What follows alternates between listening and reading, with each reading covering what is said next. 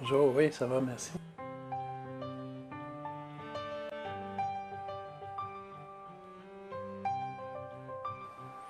C'est une longue et vieille histoire, en fait, ça date du début des années 80.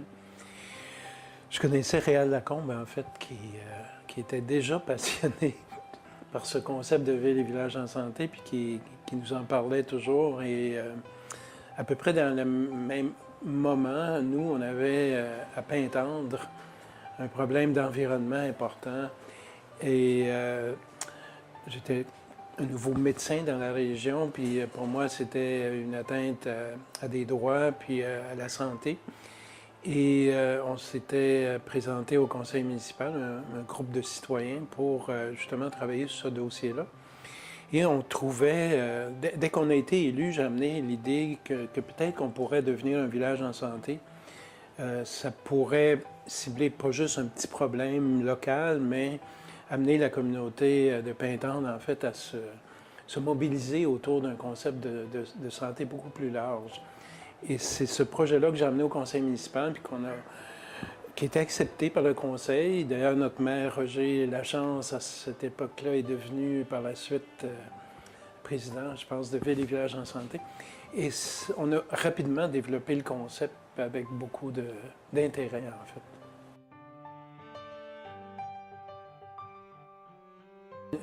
Ce que j'appelle plus une communauté, parce qu'une ville, un village, c'est un peu l'idée des clans, d'une reconstitution d'un groupe de personnes qui se mettent ensemble pour mieux vivre. Et mieux vivre, ça veut dire se rapprocher des valeurs fondamentales de la personne humaine, de respecter les personnes, d'être inclusif aussi, pas exclusif. Et malheureusement, il y a beaucoup d'endroits au pays, en fait, où il y a beaucoup d'exclusion. Et ça, c'est tout à l'opposé de ce qu'on veut d'un ville et village en santé. La santé, c'est quelque chose de large, mais c'est basé sur les besoins humains, sur les droits de la personne aussi. Et ça, c'est un concept qui se construit avec les humains pour les humains. Donc, 100% humain, oui, totalement, sans ingérence de ce qui n'est pas humain. C'est très important. Alors, c'est les personnes qui font une communauté en santé et c'est les valeurs humaines qui font une société saine aussi.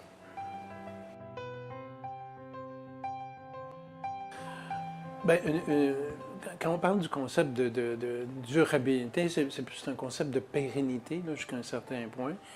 Il faut que les changements durent et prennent racine. Quand on est dans un contexte de communauté saine ou de ville et village en santé, là, ce qui est très proche comme concept, on est à assurer l'avenir jusqu'à un certain point. On veut des environnements sains, on veut que les gens aient accès à des services adéquats, on veut que les gens se parlent, se rencontrent, que le côté social soit respecté, que les droits de ces gens-là soient respectés. Donc, on veut assurer cette espèce de pérennité, transmettre à nos enfants quelque chose de plus sain, de plus beau, de plus durable, effectivement. Et c'est cette espèce de transmission transgénérationnelle-là qui fait en sorte qu'un concept, à mon sens, est réussi.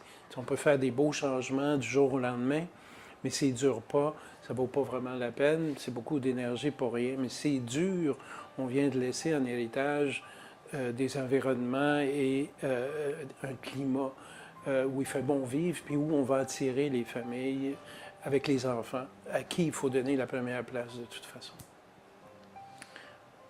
Je ne peux pas m'empêcher de dire que les enfants sont la priorité.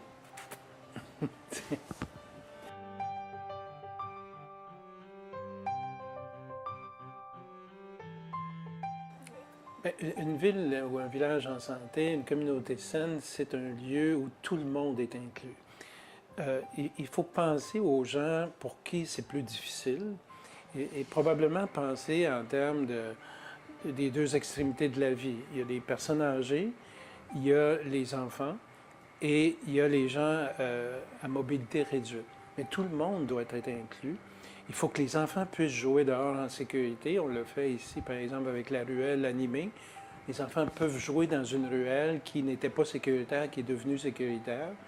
On veut développer des services éventuellement dans le quartier pour les personnes âgées.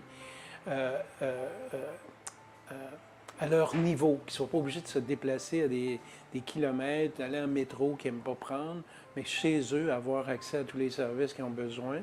Puis il faut que les gens qui ont des difficultés à se déplacer, les gens qui sont en perte d'autonomie puissent avoir accès à tout ce qui est dans leurs droits, en fait, les droits à la santé, aux loisirs, au cinéma, à n'importe quoi. Il faut qu'il y ait des accès faciles. Donc, c'est loin d'être juste pour les personnes handicapées. Tout le monde doit être inclus. Les familles qu'on dit désorganisées, dysfonctionnelles doivent aussi faire partie d'une communauté saine. Et ça veut dire toute la notion d'entraide. Donc, le concept est très, très large. Et quand on dit inclure, c'est personne n'est laissé de côté. Tout le monde a ses droits et ses besoins remplis complètement.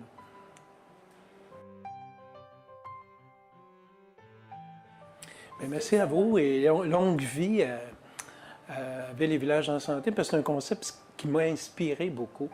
Et tout le développement de la pédiatrie sociale que j'ai pu faire dans les 25 dernières années ont aussi une racine qui vient de Ville et Village en santé, parce que pour moi, ça a été déterminant quand on l'a fait à Pintendre. Et j'ai compris